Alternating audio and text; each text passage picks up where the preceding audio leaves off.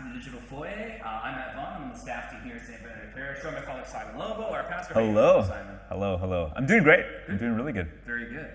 So I know, Father Simon, you want to talk a little bit about vision, one of these things we talk about at Saint Benedict Parish. We want to kind of know where we're going. And one of the things we talked about was kind of this both-and approach. Mm-hmm. I'd love to hear about that. And I also heard that you had a bit of a story from a recent Alpha conference that you went to. That's right, yeah. So I was at this Alpha conference near Nashville, Tennessee. What a privilege to be there, to be speaking. And I took it in too. And so one of the speakers, there was this interview, a guy named Gare Jones. So he's kind of a famous evangelical pastor in LA who's done remarkable things using Alpha to reach, like, some of his Alphas had 500 people. Think of all the movie stars and stuff coming out to Alpha. So really cool, being interviewed by another guy, Todd Proctor, who also from Southern California, super cool kind of surfer dude vibe, and I've known Todd since 2015, different Alpha conferences. So anyways, they're having this conversation, and Gare said something so profound. He said, there are these churches that are like, hey, we're an evangelism church. And then there's these other churches who are like, no, we're a discipleship church. And it just kind of struck me. And as you're saying, it's like, well, can't we be both?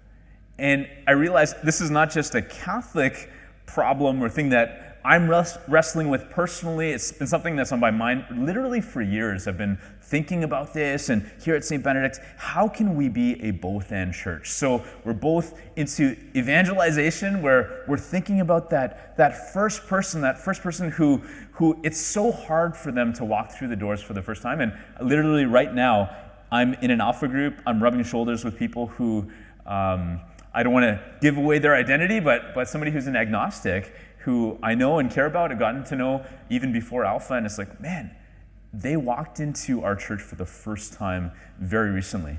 And meanwhile, I know people who've been here for years, and there's a call to go deeper in their faith, and not just to kind of stagnate, plateau where they are. Right. So I know one of the metaphors that we've kind of used before in the past for the kind of talk about this both and is that, and I think this might have been something you said, or maybe you got it from somewhere, I'm not sure, but we want to both be catching fish, yes, and feeding sheep. Yes. So catching fish, feeding sheep. So I think I was quoting Father James, who was quoting Jesus. That's a good pedigree.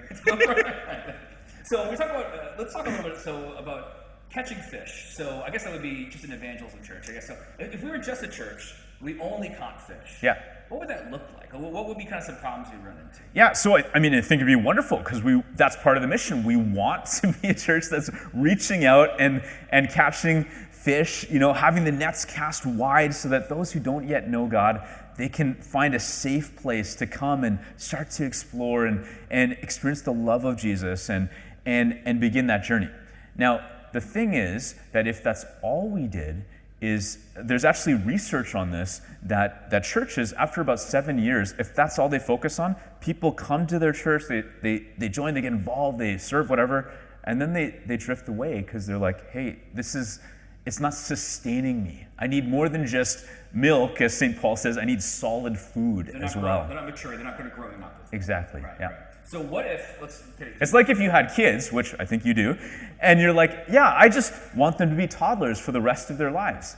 And there's a certain kind of cuteness about that, but sure, you do want them to grow and mature as well. Exactly. It's convenient being able to pick them up and put them places, toddlers, but it's good to move on with it too. Yeah. So the other half of that metaphor is the feeding sheep. Yes. So if we were a church who only fed sheep, right, what would that look like? What would be the problem with only feeding sheep? Right. So again, this image is that there's already a flock here. We don't have to go get them, but they're here and they need to be nourished. And so we're finding ways to feed them and feed them ever more deeply. And I don't know, do sheep have rumens? I don't know, like cows where they have to, never mind. Okay, that's my dad's a veterinarian. I'll talk to him later about this. But the point is that the kinds of food and the kind of spiritual nourishment that more mature sheep are in need of will almost be too much for that brand new fish that's just swimming nearby the boat for them to be able to handle, right? Like we're talking about this, Matt. You said,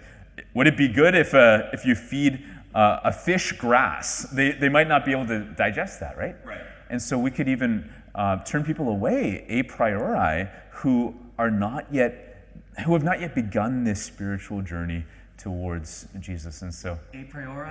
yeah, it's a philosophical term. It's ahead of time or before they even get a chance to begin. I think we covered that in first year philosophy, but it's been a few years for me, so I just need to go back and get the refresher on that. So I think that's maybe Immanuel Kant. I have to go back myself. I did expect us to name drop Kant this episode. The Digital Foyer. But that's good. So we want to be a both and. We want to be evangelistic church. We want to be discipleship church. We want to catch the fish.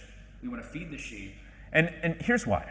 At the end of the day, my heart is that every single person who walks through those doors would become a saint. And it's not something that needs to happen instantly overnight, but it's something that, why? Because the only people in heaven are saints. And I want every single person, including you, Matt, to make it to heaven so that we can hang out for all eternity with the God who loves us.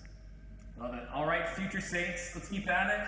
Keep eating that grass. I don't know what to say with that one, but anyway, thanks for listening. I hope that all makes a little more sense about what we're trying to do here at Saint Benedict Parish, I should say.